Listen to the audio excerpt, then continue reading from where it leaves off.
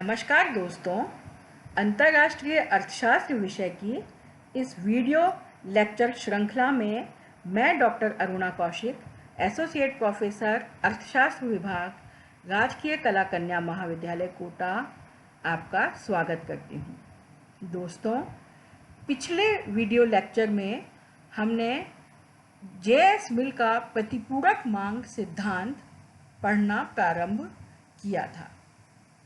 प्रतिपूरक मांग सिद्धांत के प्रथम भाग में हमने पढ़ा कि परंपरावादी अर्थशास्त्री रिकार्डो और एडम स्मिथ ने यह तो अपने व्यापार सिद्धांत में बताया था कि व्यापार की संरचना क्या होगी, व्यापार की दिशा क्या होगी, लेकिन किस कीमत पर दो देशों के मध्य व्यापार संपन्न होगा, अर्थात व्यापार की शर्त क्या होगी, यह निर्धारण करने में परंपरावादी अर्थशास्त्री असमर्थ। जे.एस. मिल ने रिकार्डो की इस कमी को पूरा किया और अपने प्रतिपूरक मांग सिद्धांत में जे.एस. मिल ने बताया कि दोनों देशों की पारस्परिक मांग और सौदेबाजी की जो क्षमता है, उसके आधार पर दो देशों के मध्य व्यापार की शर्तों का निर्धारण किया जाता है। दो देशों के मध्य पारस्परिक मांग या सौदेबाजी की जो क्षमता है, वो परस्पर मांग की तीव्रता और मांग की लोच के आधार पर निर्धारित होती है। तो प्रतिपूरक मांग क्या है, कैसे इसका निर्धारण होता है और इसके आधार पर व्यापार की शर्तों का निर्धारण किस प्रकार से होता है, इस विषय पर हमने पिछली वीडियो लेक्चर में विस्तार से चर्चा की। तो दोस्तों, प्रसिद्ध अर्थशास्त्री मार्शल तथा एजवर्थ ने जे.एस. मिल का जो प्रतिपूरक मांग सिद्धांत है, उसको प्रस्ताव वक्रों के माध्यम से निरूपित किया है और समझाया है। तो आज के इस वीडियो लेक्चर में हम मार्शल तथा एजवर्थ के द्वारा निरूपित प्रस्ताव वक्र के बारे में विस्तार से चर्चा करेंगे।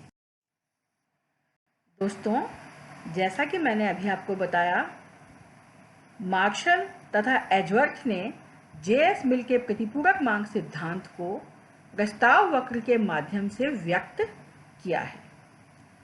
प्रस्ताव वक्र किसी देश का प्रत्येक संभावित मूल्य अनुपात पर प्रस्तावित निर्यात और आयात की मात्राओं के संयोगों को दर्शाने वाला वक्र है। क्या तात्पर्य हुआ इसका फ्रेंड्स? दो देशों के मध्य जब व्यापार होता है, तो इसमें एक जो देश है वह दूसरे देश को कितने आयात के बदले में कितनी मात्रा में अपनी द्वारा उत्पादित वस्तु निर्यात करने को तैयार है, और इसी प्रकार से दूसरा देश अपने निर्यात के बदले में कितनी वस्तु आयात करना चाहता है या अपने आयात के बदले में कितनी वस्तु निर्यात करना चाहता है।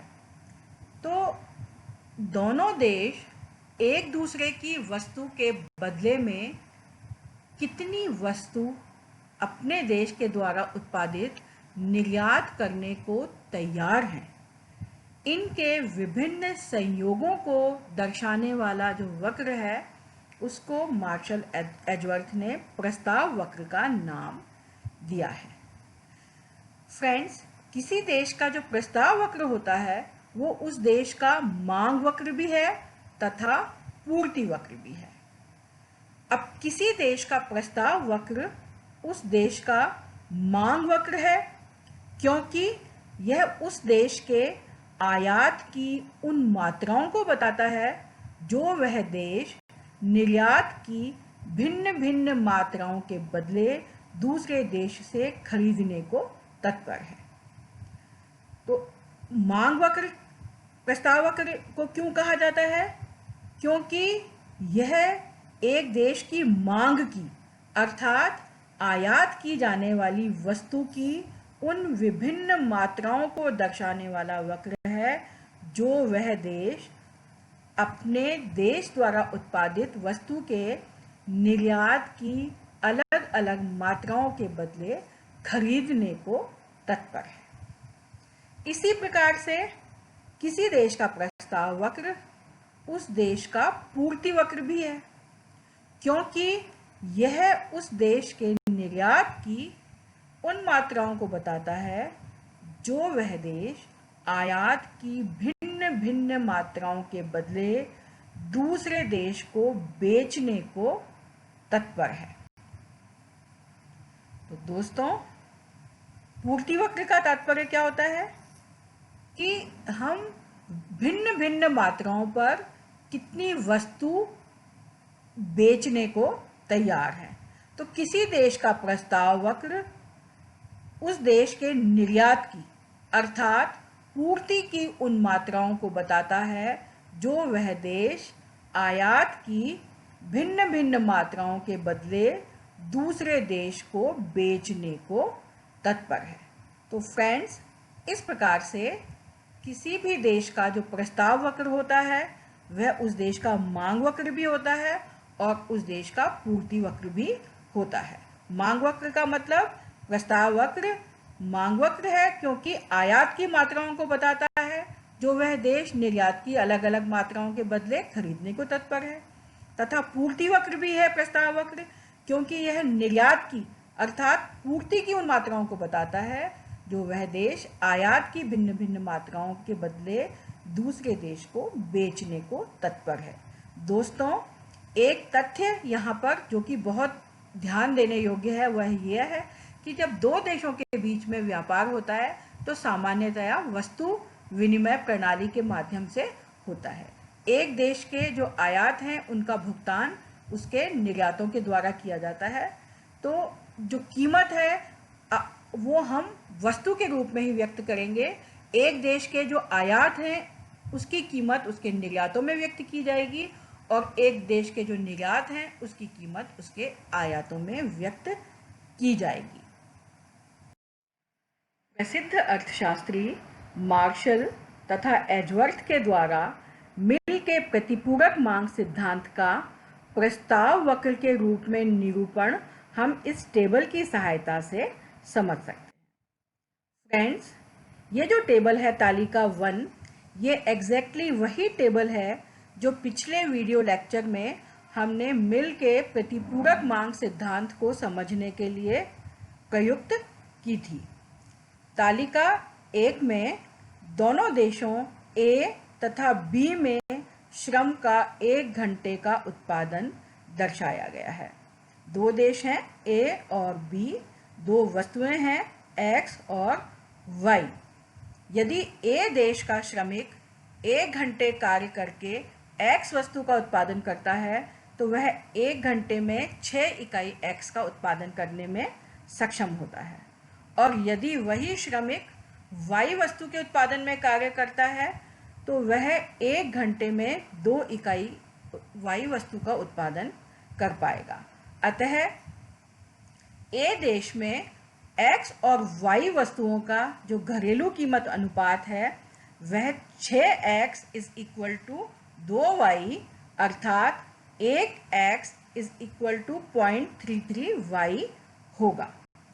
इसी प्रकार से बी देश में श्रमिक यदि 1 घंटे x वस्तु के उत्पादन में प्रयुक्त किया जाता है तो वह 2 इकाई x वस्तु का उत्पादन कर सकता है, और यदि उसी श्रमिक को 1 घंटे y वस्तु के उत्पादन में कार्य में प्रयुक्त किया जाए तो वह 6 इकाई y का उत्पादन कर पाएगा।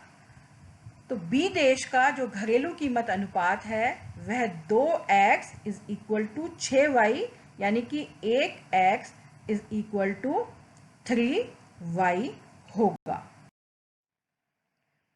फ्रेंड्स, पिछली स्लाइड में हमने जो टेबल 1 पढ़ी उसके अनुसार ए देश का घरेलू कीमत अनुपात 6 इकाई x बराबर 2y यानी 1x is equal to 0.33y है।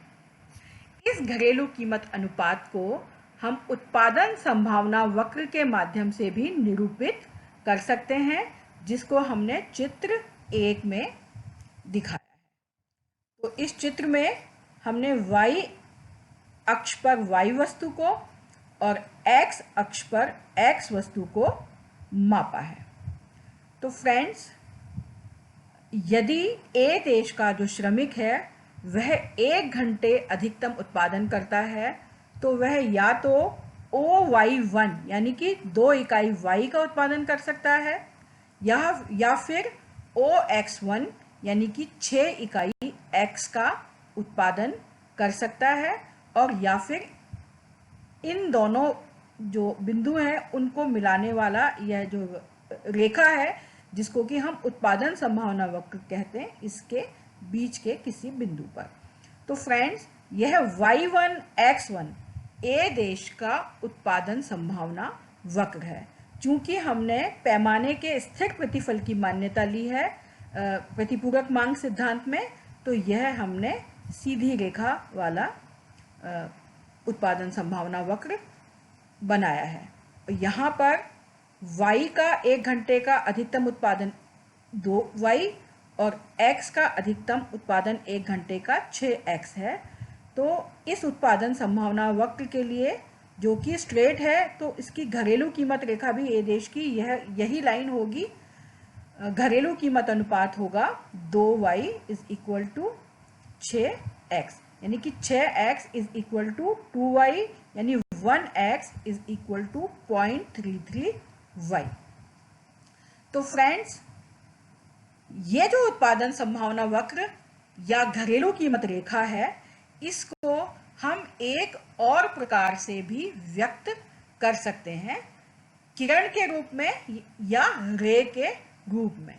फ्रेंड्स, किरण या रे क्या होती है? गणित में मूल बिंदु से निकलने वाली जो सीधी सरल रेखा होती है, पॉजिटिवली स्लोप्ड, उसको हम रे कहते हैं।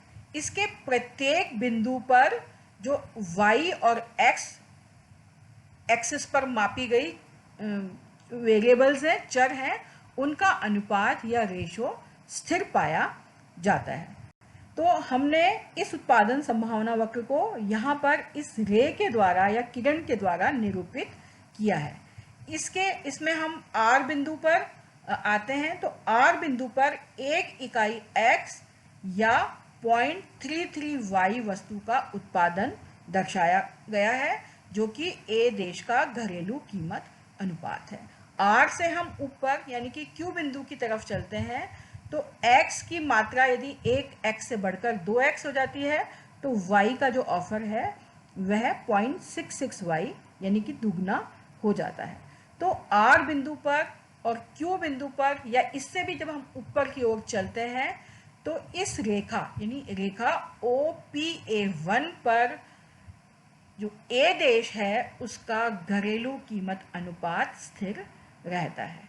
तो दोस्तों, कहने का तात्पर्य यह है कि इस उत्पादन संभावना वक्र और घरेलू कीमत रेखा पर दर्शाया गया जो कीमत अनुपात है ए देश का, उसको हम दूसरे तरीके से यानी कि इस रे के रूप में भी व्यक्त कर सकते हैं।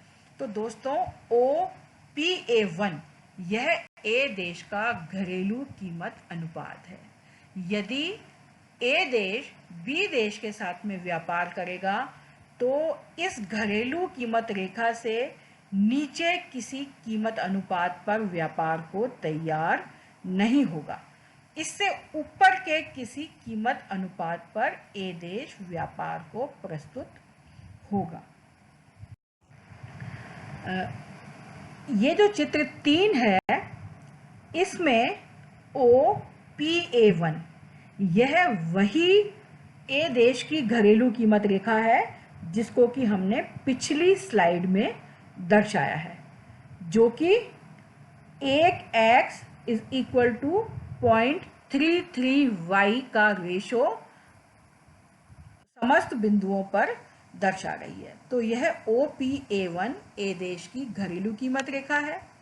इससे नीचे यदि अंतर्राष्ट्रीय कीमत रेखा होगी तो ए देश व्यापार नहीं करेगा, क्योंकि ए देश को व्यापार से नुकसान होगा। यदि अंतर्राष्ट्रीय कीमत रेखा ए देश की घरेलू कीमत रेखा OPA1 के समान ही होती है तो भी ए देश को व्यापार से लाभ तो नहीं होगा, लेकिन हानि भी नहीं होगी। तो ऐसी स्थिति में या तो वह व्यापार के लिए प्रस्तुत नहीं होगा, और यदि व्यापार करेगा तो भी थोड़ी सी मात्रा में ही निर्यात के लिए प्रस्तावित होगा, जो कि हमने इस चित्र में ए बिंदु पर दर्शाया है। ये ए बिंदु पर ये जो नीला जो छोटा सा डॉट आपको दिखाई दे रहा है, यह वह बिंदु है जिस पर ए देश निर्यात करने को प्रस्तुत है। तो ए देश ए बिंदु पर OX1 मात्रा में निर्यात को तैयार होगा Y की इतनी मात्रा के लिए। अब यदि दोस्तों घरेलू कीमत जो रेखा ए देश की है OP1, उससे अंतरराष्ट्रीय कीमत रेखा यदि ऊंची हो जाती है, बढ़कर हो जाती है OPA2, तो अब अंतरराष्ट्रीय व्यापार से ए देश को लाभ होना प्रारंभ हो जाएगा।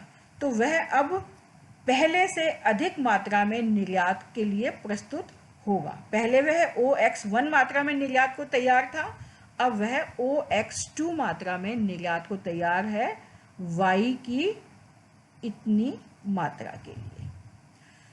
तो यदि जो अंतरराष्ट्रीय कीमत रेखा है वह OPA2 है, तो ए देश B बिंदु पर व्यापार के लिए प्रस्तुत या तैयार होगा, यानी कि OX2 मात्रा निर्यात की ऑफर करेगा Y की इतनी मात्रा के लिए। यदि अंतरराष्ट्रीय कीमत और भी अधिक बढ़ जाती है, बढ़कर OPA3 हो जाती है, तो फिर ए देश और अधिक निर्यात के लिए तैयार हो जाएगा, C बिंदु पर व्यापार के लिए प्रस्तुत होगा।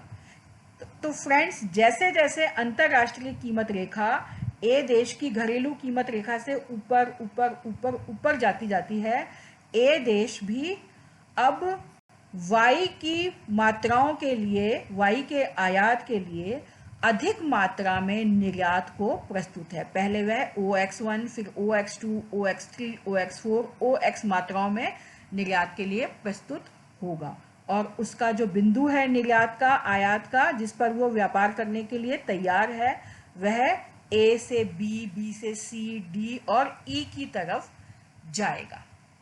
अब फ्रेंड्स, हम जानते हैं कि किसी भी देश में एक समय विशेष पर उत्पादन के साधनों की मात्रा निश्चित होती है। तो इन निश्चित मात्रा में साधनों की सहायता से और जो उपलब्ध तकनीकी की सहायता से एक देश एक सीमा से अधिक मात्रा में उत्पादन नहीं कर सकता। तो मान लीजिए ए देश में X वस्तु के उत्पादन की अधिकतम सीमा OX5 है, तो उसके बाद में जो X5 से अधिक उत्पादन ए देश में नहीं हो पाएगा, तो वह X का निर्यात भी इससे ज़्यादा नहीं कर पाएगा। तो ए देश A, B, C, D, E बिंदुओं पर व्यापार के लिए प्रस्तुत है, अलग अलग कीमतों के हिसाब से। जैसे जैसे कीमत बढ़ती जा रही है, घरेलू कीमत रेखा से ऊपर जाती जा रही है, ए देश का निर्यात प्रस्ताव भी बढ़ता चला जा रहा है, लेकिन फिर वो ई बिंदु से अधिक नहीं बढ़ पाएगा, क्योंकि ए देश की अधिकतम उत्पादन और निर्यात की क्षमता समाप्त हो गई।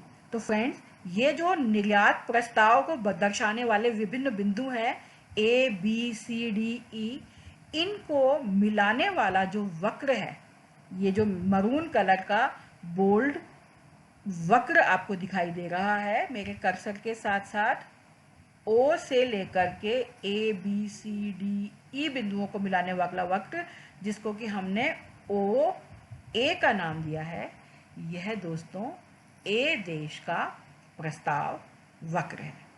क्यों है?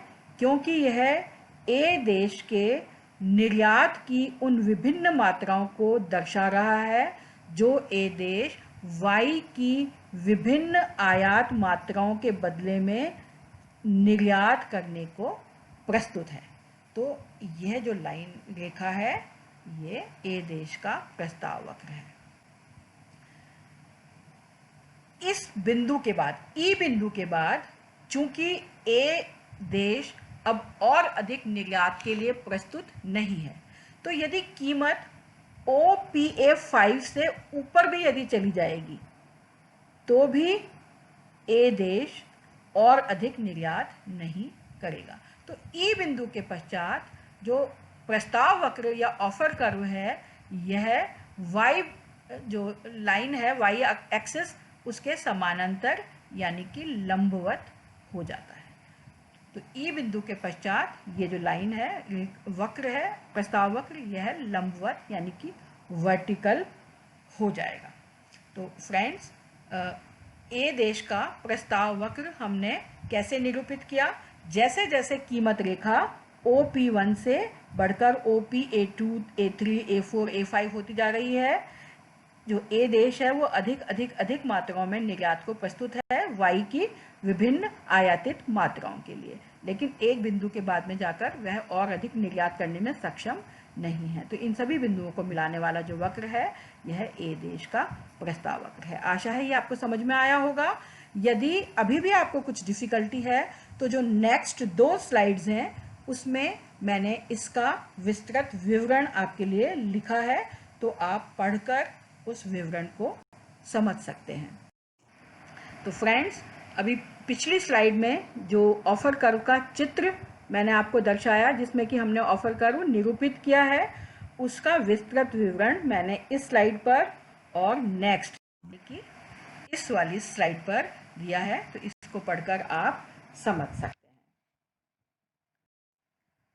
अब हम यह समझने की कोशिश करते हैं कि बी देश का प्रस्ताव वक्र किस प्रकार से निरूपित किया जाएगा। फ्रेंड्स, पिछली स्लाइड में हमने जो तालिका 1 पढ़ी थी उसके अनुसार बी देश का जो श्रमिक है वो यदि 1 घंटे कार्य करता है तो वह 2 इकाई x का उत्पादन कर सकता है, और यदि उसको y वस्तु के उत्पादन में लगा दिया जाए तो वह 6 इकाई y का उत्पादन कर पाएगा। तो इस प्रकार से ए देश का जो घरेलू कीमत अनुपात है वो 2 इकाई x बराबर 6 इकाई y, यानी कि 1 इकाई x बराबर 3 इकाई y होगा। इसका तात्पर्य क्या है फ्रेंड्स? कि बी देश में 1 इकाई x के बदले 3 इकाई y वस्तु का लेन देन किया जाएगा। इस घरेलू कीमत अनुपात को हम उत्पादन संभावना वक्र के माध्यम से भी दर्शा सकते हैं। तो चित्र 4 में हमने बी देश का उत्पादन संभावना वक्र दर्शाया है। पहले की भांति ही इस चित्र में भी हमने y जो एक्सिस है उस पर y वस्तु को और x एक्सिस पर x वस्तु को मापा है। तो बी देश का जो घरेलू कीमत अनुपात है उसमें 1 इकाई x बराबर 3 इकाई y है। तो इसी को हमने चित्र 4 में निरूपित किया है। चित्र 4 में दर्शाया गया है कि बी देश में यदि श्रमिक 1 घंटे x वस्तु का उत्पादन करता है तो वह अधिकतम मात्रा में 1 इकाई x वस्तु का उत्पादन कर पाता है। तो OX1 मात्रा यानी कि 1 इकाई x मात्रा को हमने यहाँ पर दिखाया है। लेकिन वही श्रमिक यदि y वस्तु के उत्पादन में लगा दिया जाए तो वह 1 घंटे में अधिकतम मात्रा में OY1 अर्थात 3 इकाई y का उत्पादन करने में सक्षम होगा। तो Y1X1 ये जो सरल रेखा हमको दिखाई दे रही है ग्रीन कलर की, यह बी देश का उत्पादन संभावना वक्र है, जो कि 3 इकाई y इज इक्वल टू 1 इकाई x घरेलू कीमत अनुपात को दर्शा रहा है। चूंकि उत्पादन संभावना वक्र पैमाने के स्थिर प्रतिफल की मान्यता पर आधारित है, इसलिए यह स्ट्रेट लाइन यानी सरल रेखा है। चूंकि उत्पादन संभावना वक्र सरल रेखा है तो बी देश की घरेलू कीमत रेखा भी यह सरल रेखा यानी कि X1 Y1 रेखा ही होगी। अब फ्रेंड्स, हम इस उत्पादन संभावना वक्र को एक दूसरे तरीके से भी व्यक्त कर सकते हैं। तो चित्र 5 में हमने बी देश का जो उत्पादन संभावना वक्र है उसको किरण या रे के रूप में व्यक्त किया है। ए देश का ऑफर कर्व समझाते समय मैं आपको बता चुकी हूँ कि रे मूल बिंदु से निकलने वाली सीधी रेखा होती है जिसके प्रत्येक बिंदु पर y और x एक्सिस पर मापी गई जो चर या वेरिएबल्स हैं उनका अनुपात एक समान रहता है, यानी कि स्थिर रहता है। तो ये जो रेखा हमने बनाई है OPB1, इसके T बिंदु पर हमने 1 इकाई x और 3 इकाई y को दर्शाया है, यानी कि या तो यह देश 1 इकाई x का उत्पादन कर सकता है 1 घंटे में या फिर 3 इकाई y का। तो जो घरेलू कीमत अनुपात है 1x बराबर 3y होगा। S बिंदु पर भी सेम रेशो हमने रखा है, दो अगर x की मात्रा दुगनी हो गई y की मात्रा भी दुगनी हो गई, तो अनुपात हमारा समान बना हुआ है, 2x is equal to 6y। तो इस रेखा के जो कि हमने OPB1 रेखा दर्शाई है, प्रत्येक बिंदु पर जो B देश का घरेलू कीमत अनुपात 1x is equal to 3y बना रहेगा। तो ये जो रेखा है OPB1, यह B देश का घरेलू कीमत अनुपात है। इस घरेलू कीमत अनुपात के इस तरफ ये वाला जो एरिया हमने बनाया है y एक्सिस से और इस ग्रीन लाइन के बीच का, इस एरिया में व्यापार करने से B देश को नुकसान होगा, क्योंकि यह इसमें उसको अपने Y वस्तु के निर्यात के बदले में घरेलू जो व्यापार में X प्राप्त हो रहा है उससे भी कम X प्राप्त होगा। तो इस कीमत रेखा से नीचे या बाहर की तरफ B देश व्यापार नहीं करेगा, और जैसे जैसे कि अंतर्राष्ट्रीय कीमत इस तरफ आएगी B देश अधिक व्यापार या निर्यात के लिए प्रस्तुत होगा। चित्र 6 में हमने चित्र 5 में जो हमने किरण बनाई थी या प्राइस रेशो बनाया था B देश का घरेलू कीमत अनुपात OPB1, इसको पुनः दर्शाया है। तो OPB1 B देश का घरेलू कीमत अनुपात है। इससे लेफ्ट हैंड साइड में B देश व्यापार के लिए तैयार नहीं है, तो अंतर्राष्ट्रीय कीमत रेखा इधर नहीं हो सकती। अंतर्राष्ट्रीय कीमत रेखा यदि OPB1 होगी तो भी B देश को व्यापार से फायदा नहीं है। तो ऐसी स्थिति में B देश या तो व्यापार नहीं करेगा और या फिर बहुत कम मात्रा में Y के निर्यात को प्रस्तुत होगा। तो हमारे ये जो चित्र 6 है इसमें हमने J बिंदु बनाया है।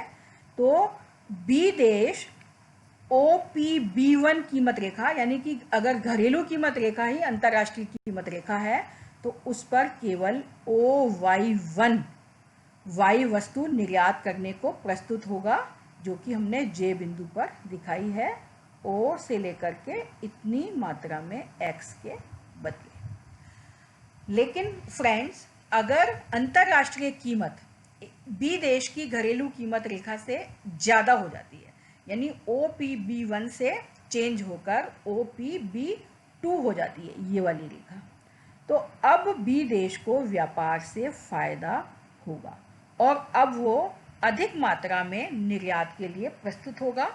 तो उसका जो ऑफर है अब H बिंदु पर होगा। अब वह X की या इतनी जो मात्रा है इसके लिए OY2 मात्रा में Y वस्तु का निर्यात करने को प्रस्तुत होगा। इसी प्रकार से यदि कीमत रेखा और बढ़ के OPB3 यानी ये वाली लाइन हो जाती है तो B देश का ऑफर और ज़्यादा बढ़ जाएगा और वह G बिंदु पर व्यापार के लिए प्रस्तुत होगा, यानी कि X की इतनी मात्रा के लिए Y की OY3 मात्रा निर्यात करने को तैयार हो जाएगा। अब फ्रेंड्स, जैसे जैसे अंतर्राष्ट्रीय कीमत रेखा OPB1 से बढ़कर OPB2, OPB3, OPB4, OP5 यानी बढ़ती चली जाएगी, बी देश का जो ऑफर है वो भी जे से एच, फिर जी, एफ और ई, ये जो डॉटेड जो हमने बिंदु बनाए हैं इनके ऊपर चला जाएगा और वह Y1, Y2, Y3, Y4, Y5 यानी कि Y की अधिक मात्रा उतने ही आयात के बदले में निर्यात को प्रस्तुत होगा। लेकिन फ्रेंड्स, जैसा कि हमने ए देश के प्रस्ताव वक्र के समय चर्चा की थी, किसी भी देश की अधिकतम उत्पादन क्षमता होती है। तो मान लीजिए बी देश की जो अधिकतम उत्पादन और निर्यात की क्षमता है वो OY5 है। तो इससे अधिक निर्यात के लिए बी देश प्रस्तुत नहीं होगा, अब भले ही कीमत और कितनी भी अधिक हो जाए, लेकिन बी का जो निर्यात है OY5 से ज़्यादा नहीं हो पाएगा। तो अब ये जो बिंदु हमने इसमें बनाए हैं जे, एच, जी, एफ, ई, ये सब बी देश के आयात और निर्यात के वे संयोग हैं जिन पर बी देश ए देश के साथ व्यापार करने को प्रस्तुत है। तो इन सब बिंदुओं को मिलाने के लिए ये जो हमने बोल्ड ब्लू कलर की लाइन बनाई है, कर्व बनाया है, यह बी देश का प्रस्ताव वक्र है। तो ओ से लेकर के स्मॉल बी, यानी ये जो ओ बी वक्र है यह बी देश का प्रस्ताव वक्र होगा। तो बी देश का प्रस्ताव वक्र बी देश के द्वारा प्रस्तावित आयात और निर्यात की उन मात्राओं को मिलाने वाला संयोग है जो बी देश व्यापार के लिए प्रस्तुत करने को तैयार है। ई बिंदु के बाद ये जो कर्व है ये फ्लैट यानी कि हॉरिजॉन्टल यानी कि पैरेलल टू एक्स एक्सिस होता चला जाएगा, क्योंकि इससे अधिक व्यापार के लिए बी देश प्रस्तुत नहीं है, क्योंकि इसको इसकी जो उत्पादन क्षमता और जो घरेलू उपभोग है उसके बाद में वो इस मात्रा से ज़्यादा निर्यात नहीं कर सकता। तो ये ओ बी देश का प्रस्ताव वक्र है। तो आशा है ये आपको विवरण समझ में आया होगा, और यदि आपको इसको समझने में अभी भी कोई कठिनाई है तो आने वाली जो 2 स्लाइड्स हैं, नेक्स्ट 2 स्लाइड्स, उनमें मैंने इसके विवरण को डिटेल में आपके लिए लिखा है। तो इसको पढ़कर भी आप इस चित्र को अच्छी प्रकार से समझ सकते हैं। फ्रेंड्स, इस स्लाइड पर मैंने पिछले स्लाइड में बना हुआ जो चित्र 6 था, बी देश का प्रस्ताव वक्र कैसे बनेगा, उसी को डिटेल में लिखा है। और इस स्लाइड पर भी बी देश का जो ऑफर कर्व है वो क्या है, कैसे बनेगा, उसका विवरण है। तो जो बी देश का प्रस्ताव वक्र है वह जे से लेकर के ई तक जो विभिन्न बिंदु है उनको मिलाने वाला वक्र है।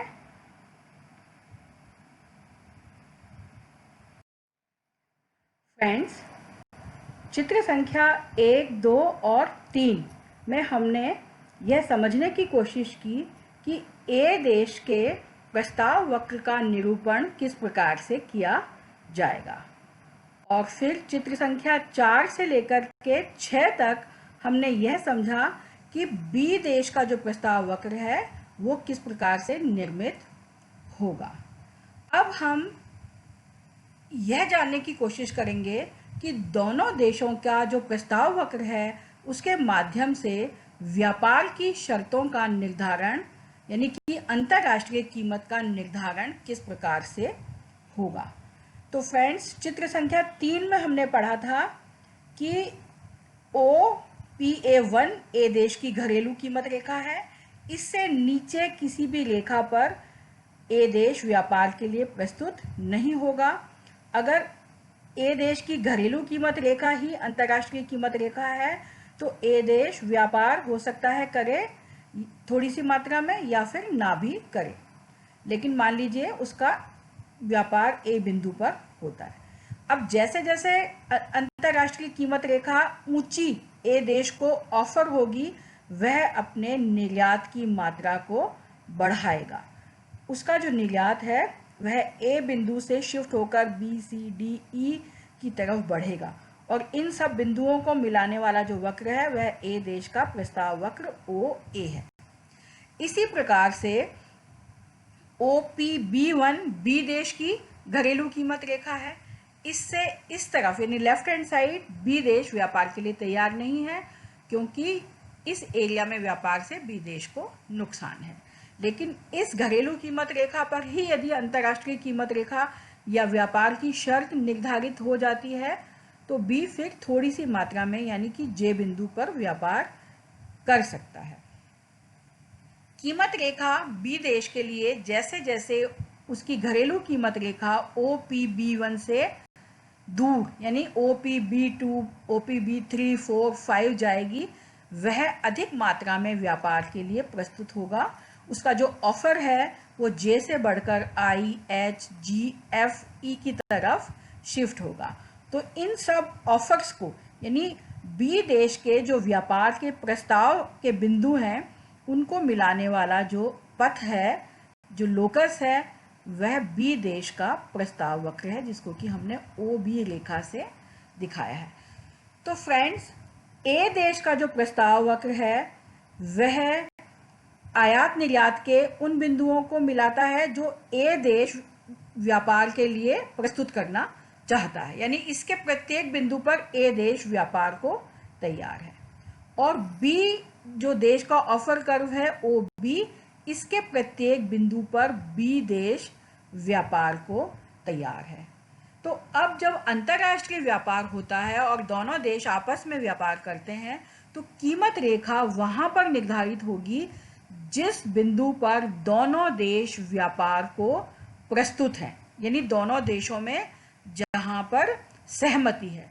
तो दोस्तों, जहां पर दोनों देशों के प्रस्ताव वक्र एक दूसरे को काटते हैं, ई बिंदु पर OB यानी बी देश का प्रस्ताव वक्र और OA यानी कि ए देश का प्रस्ताव वक्र एक दूसरे को काटते हैं। तो मूल बिंदु से ई बिंदु की तरफ जाने वाली जो रेखा है PWP यानी अंतर्राष्ट्रीय कीमत रेखा, मैंने लिखा है इसमें वर्ल्ड प्राइस लाइन। तो यह जो कीमत रेखा है जो रेड कलर से मैंने दर्शाई है, ओरिजिन यानी मूल बिंदु से निकल के और ई बिंदु की तरफ जाने वाली जो रेखा है यह अंतर्राष्ट्रीय कीमत रेखा होगी, क्योंकि यह ए देश के प्रस्ताव वक्र पर भी पड़ती है। तो ए देश इस बिंदु पर व्यापार को सहमत है और बी देश के प्रस्ताव वक्र पर भी आ रही है, तो बी देश भी इस बिंदु पर व्यापार को सहमत है। तो दोस्तों, जिस बिंदु पर दोनों देशों के प्रस्ताव वक्र एक दूसरे को काटते हैं वहां पर अंतर्राष्ट्रीय कीमत रेखा यानी कि व्यापार की शर्त का निर्धारण होगा। तो मार्शल और एजवर्थ ने JS मिल के प्रतिपूरक मांग सिद्धांत को चित्र के माध्यम से प्रस्तुत किया, ऑफर कर्व के माध्यम से प्रस्तुत किया और बताया जहां दोनों देशों के ऑफर कर्व यानी कि प्रस्ताव वक्र एक दूसरे को काटते हैं वहां पर व्यापार की शर्त या अंतर्राष्ट्रीय कीमत का निरूपण होता है। फ्रेंड्स, मैंने पिछली स्लाइड में आपको बताया कि दोनों देशों के ऑफर कर्व जब एक दूसरे को काटते हैं वहां व्यापार की शर्त निर्धारित होती है। तो इस चित्र 7 का जो डिटेल्ड विवरण है, विस्तृत विवरण है, वह मैंने इस स्लाइड पर लिखा है। तो यदि आपको वर्बल समझ नहीं आया तो इस स्लाइड पर पढ़कर आप इसको समझ सकते हैं। तो ई बिंदु से गुजरने वाली जो रेखा है OPWP अंतर्राष्ट्रीय कीमत रेखा या व्यापार की शर्त होगी। फ्रेंड्स, अब हम यह जानने की कोशिश करते हैं कि दोनों देशों के प्रस्ताव वक्र में यदि परिवर्तन हो जाए तो उसका व्यापार की शर्त पर क्या प्रभाव पड़ेगा। यदि किसी देश के आयातों की और निर्यातों की मांग में परिवर्तन हो जाता है या पूर्ति में परिवर्तन होता है तो उससे ऑफर कर्व प्रस्ताव वक्र शिफ्ट हो सकता है। तो पहले अपन इस लेक्चर में ये पढ़ेंगे कि यदि किसी देश के आयातों की मांग में परिवर्तन हो जाएगा तो उस देश के प्रस्ताव वक्र पर क्या प्रभाव पड़ेगा। तो यदि किसी देश के आयात की मांग कम हो जाती है या बढ़ जाती है तो उसका जो प्रस्ताव वक्र है वह ऊपर या नीचे की ओर शिफ्ट हो जाता है। अब दोस्तों, ये आयातों की मांग में परिवर्तन क्यों होता है? इसके अनेक कारण हो सकते हैं। उपभोक्ताओं की रुचि और प्राथमिकताओं में परिवर्तन होने के कारण आयातों की मांग में परिवर्तन हो सकता है। यदि किसी वस्तु के प्रति हम जिस चीज़ का आयात कर रहे हैं उसके लिए उपभोक्ताओं की रुचि और प्रेफरेंसेस बढ़ जाते हैं तो आयात की मांग बढ़ जाएगी, और यदि घट जाते हैं तो फिर मांग में कमी हो जाएगी। इसी प्रकार से आयातक देश की आय में परिवर्तन होने से भी आयात की मांग में परिवर्तन हो सकता है। यदि किसी देश की राष्ट्रीय आय बढ़ती है तो हो सकता है कि वहाँ के जो नागरिक हैं वह अधिक मात्रा में वस्तुओं का आयात करना चाहें, लेकिन इसमें अन्य बातें समान रहने की मान्यता लागू होगी, क्योंकि हो सकता है कि देश के नागरिकों की आय तो बढ़े लेकिन जो आयातित वस्तु है उस देश की उसके प्रति उपभोक्ताओं का रुझान ना हो। तो बहुत सारी चीज़ें हैं जिस पर किसी देश के आयातों की मांग निर्भर करती है। जनसंख्या के आकार में परिवर्तन से भी मांग में परिवर्तन हो सकता है। जनसंख्या बढ़ने से वस्तुओं की मांग में वृद्धि हो सकती है, इससे आयातों में भी वृद्धि हो सकती है, और जनसंख्या का आकार घटने से आयात की मांग में कमी हो सकती है। इसके अतिरिक्त दोस्तों, स्थानापन्न वस्तुओं की उपलब्धता में परिवर्तन से भी किसी वस्तु की आयात की मांग पर प्रभाव पड़ता है। हम जिस चीज़ का आयात कर रहे हैं यदि हमारे देश में ही उसके स्थानापन्न वस्तुएं या पदार्थ उपलब्ध हो जाते हैं तो हमारी आयात की मांग कम हो जाएगी, और यदि स्थानापन्न उपलब्ध नहीं है, मांग बेलोच है, तो फिर आयात की मांग कम नहीं होगी, बढ़ भी सकती है। इसी प्रकार से जो विभिन्न देश हैं वो अपने आयातों पर प्रशुल्क लगाते हैं। तो प्रशुल्क यदि लगा देंगे तो वह वस्तु हमारे देश में करारोपण के कारण महंगी हो जाएगी और कीमत वृद्धि के कारण उसकी मांग में कमी होने की संभावना रहेगी। लेकिन फ्रेंड्स, हम पिछले जो वीडियो लेक्चर है उसमें चर्चा कर चुके हैं कि मांग की लोच भी इस चीज़ को निर्धारित करती है। हो सकता है कि जो सरकार है आयात पर प्रशुल्क या प्रतिबंध लगाए, लेकिन वस्तु की मांग यदि बेलोच है तो फिर प्रशुल्क लगाने के बावजूद भी मांग में कमी नहीं होगी। लेकिन यदि मांग लोचपूर्ण है और प्रशुल्क लगा दिया जाता है तो कीमत में वृद्धि के कारण वस्तु की मांग में कमी हो जाएगी। तो फ्रेंड्स, जब हम आयात और निर्यात करते हैं तो एक देश के आयातों की और निर्यातों की मांग और पूर्ति को अनेक फैक्टर्स प्रभावित करते हैं, और इसमें परिवर्तन के कारण जो ऑफर कर्व है वह भी परिवर्तित होता है और उसका व्यापार की शर्त पर भी प्रभाव पड़ता है। चित्र 8 जो कि मैंने अगले स्लाइड में आपको दर्शाया है, उसमें हम ये पढ़ेंगे कि यदि किसी देश की मांग में आयात की परिवर्तन हो गया तो उसके प्रस्ताव वक्र पर क्या प्रभाव पड़ेगा। तो चित्र 8 में ए देश की आयात मांग में परिवर्तन का ए देश के प्रस्ताव वक्र में परिवर्तन दिखाया गया है। तो चित्र में दो प्रस्ताव वक्र हमने दिखाए हैं, ओ ए और ओ बी। ओ ए देश का और ओ बी देश का प्रस्ताव वक्र है। ई बिंदु पर दोनों प्रस्ताव वक्र एक दूसरे को काटते हैं, जहां पर OPWP अंतर्राष्ट्रीय कीमत रेखा निर्धारित होती है। यदि ए देश के आयातों की मांग बढ़ जाती है तो ए देश का जो प्रस्ताव वक्र परिवर्तित होकर नीचे O82 हो जाएगा। अब वह ई की बजाय E1 पर बी बिंदु के प्रस्ताव वक्र को काटेगा और जो नई व्यापार शर्त रेखा है वो OPA4 होगी। अब नई व्यापार की जो शर्त रेखा OPA4 है वो ए देश के प्रस्ताव वक्र के पास है, तो ए देश को व्यापार से कम लाभ होगा, आयात की मांग बढ़ेगी, आयात महंगे हो जाएंगे, और ए देश को आयात की उतनी ही मात्रा के बदले अब अधिक मात्रा में निर्यात करना होगा और उसकी व्यापार की शर्तों में गिरावट होगी। लेकिन इसके विपरीत यदि ए देश के आयातों की मांग घट जाती है तो ए देश का जो प्रस्ताव वक्र है वो ओ ए से परिवर्तित होकर OA1 ऊपर की ओर शिफ्ट होगा। अब वह ई की बजाय एफ बिंदु पर बी देश के प्रस्ताव वक्र को काटेगा। नई व्यापार शक्ति रेखा OPB5 होगी जो कि ए देश के प्रस्ताव वक्र से दूर है।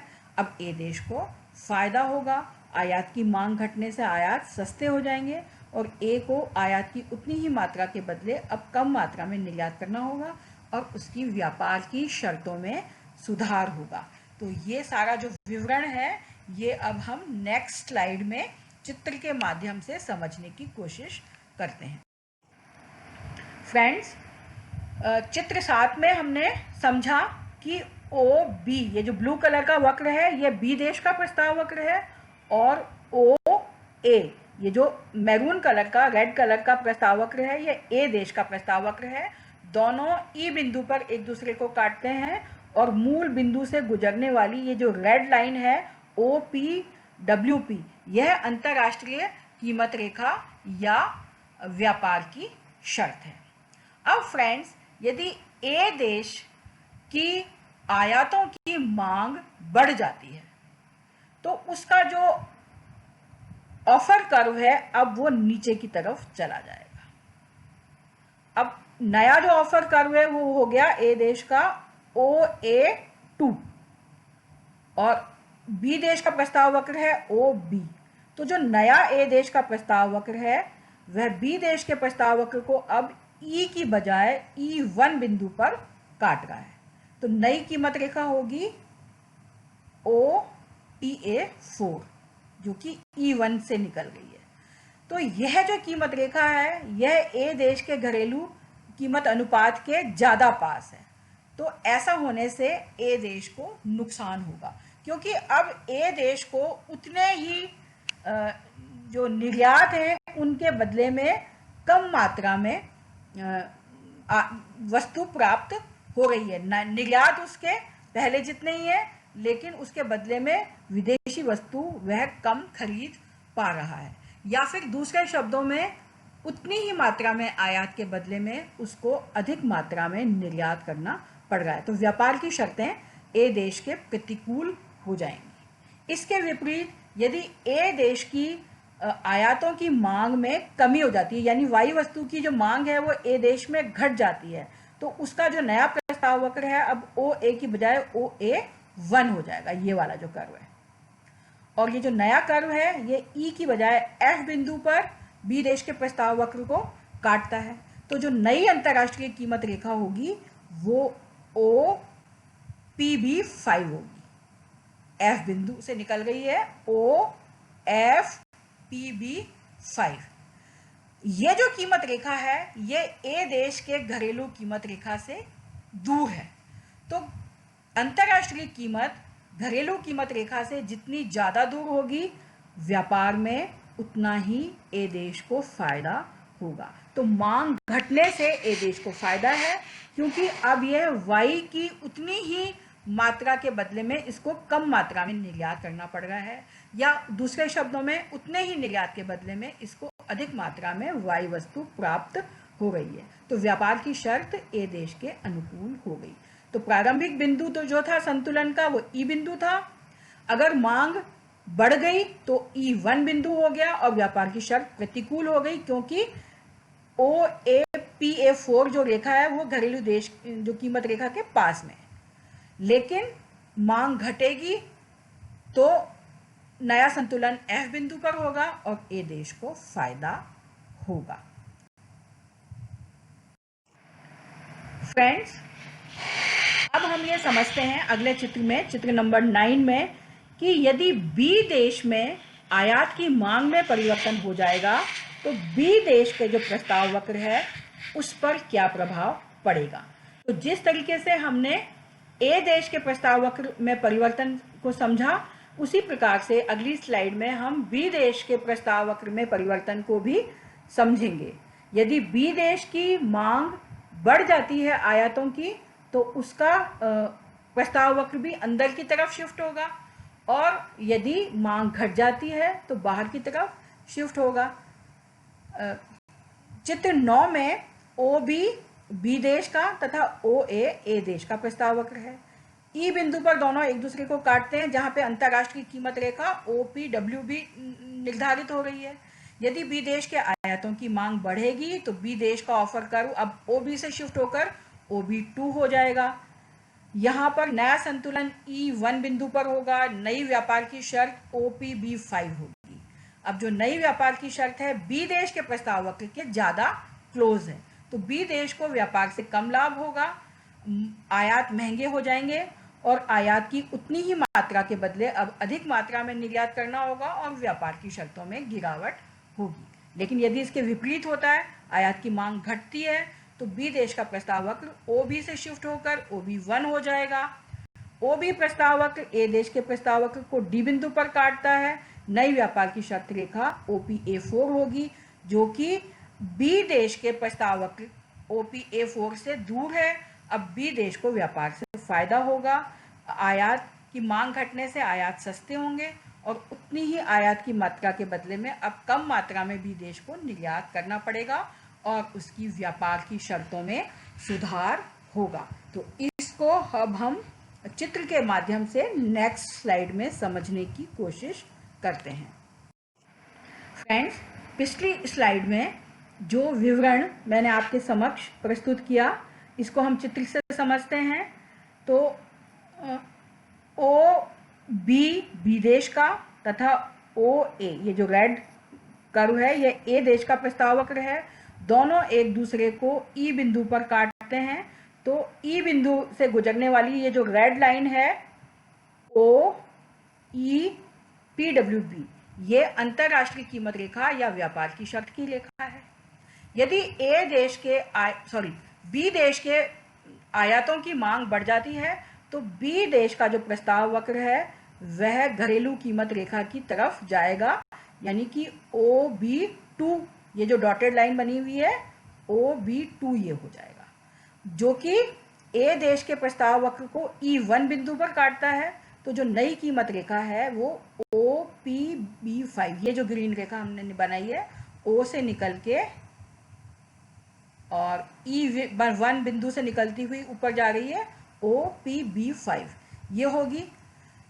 ये जो रेखा है ये घरेलू कीमत रेखा अनुपात जो है बी देश का उसके क्लोज है, तो बी देश को इससे नुकसान होगा। उसको उतने ही निर्यात के बदले में कम आयात मिलेगा या उतने ही आयात के बदले में ज़्यादा मात्रा में निर्यात करना पड़ेगा। लेकिन यदि बी देश की जो मांग है एक्स वस्तु की, यानी आयातों की मांग, वो घट जाती है, तो जो नया प्रस्ताव वक्र है वो OB1 हो जाएगा। OB1 जो नया प्रस्ताव वक्र है वो ए देश के ए देश के प्रस्ताव वक्र को डी बिंदु पर काटता है। तो अब नई जो व्यापार शर्त रेखा होगी वो डी बिंदु से पास होने वाली OPA4 लाइन, ये वाली जो ग्रीन लाइन है जो कि डी बिंदु से पास हो रही है, ये होगी। यह ए देश का जो घरेलू कीमत अनुपात है उससे दूर है। इसका मतलब अब व्यापार की शर्त बी देश के अनुकूल और ए देश के प्रतिकूल होगी। तो फ्रेंड्स, यदि बी देश की मांग बढ़ जाती है तो उसका प्रस्ताव वक्र OB से शिफ्ट होकर OB2 हो जाएगा और यदि घट जाती है तो OB से शिफ्ट होकर OB1 हो जाएगा। घटने की स्थिति में मांग ए देश की व्यापार की शर्तों में सुधार होगा, व्यापार की शर्तें अनुकूल हो जाएंगी, और मांग बढ़ने की स्थिति में व्यापार की शर्तों में गिरावट होगी और व्यापार की शर्तें प्रतिकूल हो जाएंगी। फ्रेंड्स, हमने चित्र 8 में और 9 में यह चर्चा की कि यदि किसी देश की आयातों की मांग बढ़ जाती है तो उसका प्रस्ताव वक्र पूर्व जो प्रस्ताव वक्र था उससे बाहर की ओर परिवर्तित होगा और ऐसी स्थिति में उस देश को आयात की उतनी ही मात्रा के बदले अधिक मात्रा में निर्यात करना होगा और ऐसी स्थिति में उस देश की जो व्यापार की शर्त है वह उस देश के प्रतिकूल हो जाएगी। इसी प्रकार से यदि किसी देश की आयात की मांग कम हो जाती है तो उसका प्रस्ताव वक्र अंदर की ओर परिवर्तित हो जाएगा। ऐसी स्थिति में उस देश को आयात की उतनी ही मात्रा के बदले में कम मात्रा में निर्यात करना पड़ेगा और उस देश की व्यापार की शर्त अनुकूल हो जाएंगी। लेकिन फ्रेंड्स, अगर आप हम समझने की कोशिश करें कि यदि दोनों ही देशों में परस्पर आयात की मांग घट जाती है तो फिर उसका व्यापार की शर्त पर क्या प्रभाव पड़ेगा। यानी ए देश की बी देश के जो वस्तुएं हैं उसके लिए आयात की मांग कम हो गई और बी देश में भी ए देश की वस्तुओं के लिए आयात की मांग घट गई, तो इसका व्यापार की शर्त पर क्या प्रभाव पड़ेगा। तो फ्रेंड्स, सामान्यतया ऐसे में व्यापार की शर्त वापस से प्रारंभिक जो संतुलन था उसी स्तर पर आ जाती है। लेकिन ये जो प्रक्रिया है इसमें दोनों ही देशों में व्यापार का जो वॉल्यूम है, यानी व्यापार की मात्रा है आयात निर्यात की, वो कम हो जाती है और इससे उपभोक्ताओं के हितों पर प्रतिकूल प्रभाव पड़ता है। यानी कि दोनों ही देशों में उपभोक्ताओं को उपभोग के लिए वस्तुओं और सेवाओं की जो उपलब्धता है उसमें कमी आ जाती है। तो फ्रेंड्स, चित्र 10 में हमने इस स्थिति को समझने की कोशिश की है। पहले की ही भांति इस चित्र में जो ब्लू कलर का ये जो कर्व है OB, ये बी देश का प्रस्ताव वक्र है तथा मरून कलर का जो ये कर्व है OA, ये ए देश का प्रस्ताव वक्र है। दोनों वक्र एक दूसरे को ई बिंदु पर काटते हैं, यानी कि ई बिंदु पर व्यापार के लिए दोनों ही देश सहमत हैं। तो दोनों देशों की आपसी सहमति से OEPWP ये जो लाइन है ये अंतर्राष्ट्रीय कीमत रेखा निर्धारित होती है ई बिंदु पर OPWP।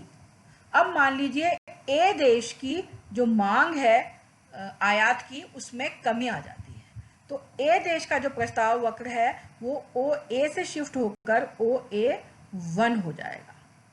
अब नया जो प्रस्ताव वक्र है ए देश का OA1, वह बी देश के प्रस्ताव वक्र को अब F बिंदु पर काटता है और इस बिंदु पर जो व्यापार की शर्त है वो OFPB5 ये निर्धारित होगी, जो कि ए देश के जो प्रारंभिक कीमत स्तर था, घरेलू कीमत स्तर, उससे अब पहले की तुलना में दूर हो गई।